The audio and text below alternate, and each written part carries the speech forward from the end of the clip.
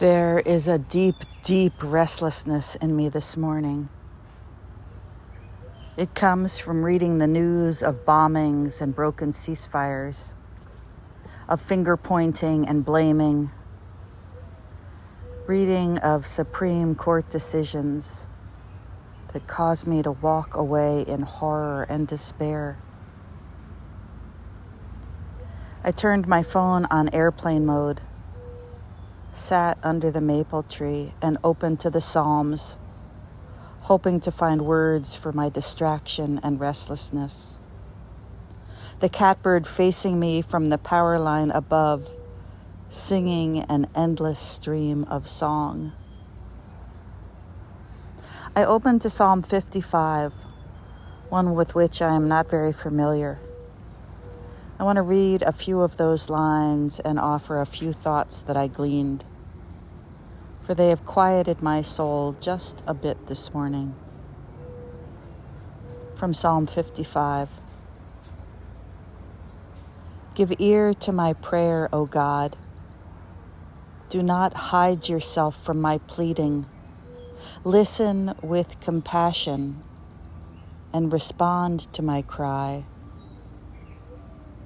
My words leave me restless, unsettled.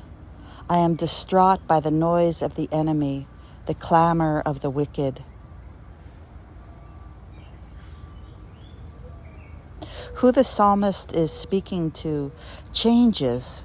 It's as if the writer speaks to God and then in the very next verse to their equal, their companion, and then returns to a lament, a prayer to God. There is a movement from despair and anger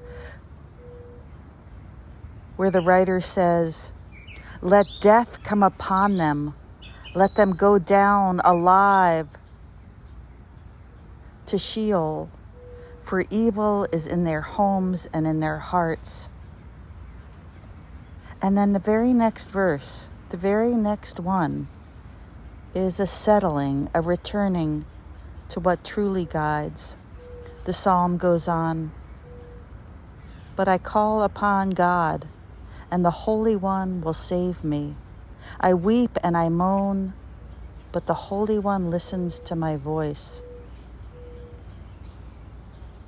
The psalmist speaks of the companion, their companion, violating covenants with speech smoother than butter and a heart set on war, with words softer than oil, but that are in fact drawn swords. It feels so relevant, so real. And then the psalmist reminds us again, cast your burden on the Creator, and you will be sustained. The Holy One will not let the righteous stumble forever. There is so little that we can do, even as the highest court in our land rules, not in favor of the vulnerable, but is willing to send them away unheeded, perhaps to greater violence. I wonder at the justice that seems absent in our land. How to hold this powerlessness that I feel, this powerlessness that moves to anger and slides into despair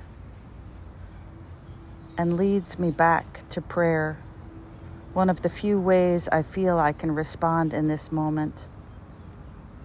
I'm grateful for a psalm that struggles, moves between despair and a desire for retribution, and then again to a quieting of the soul, an opening of the fist, revealing an empty palm that waits on the one who truly sustains. May we work for justice, open our palms, and trust in the one who sustains.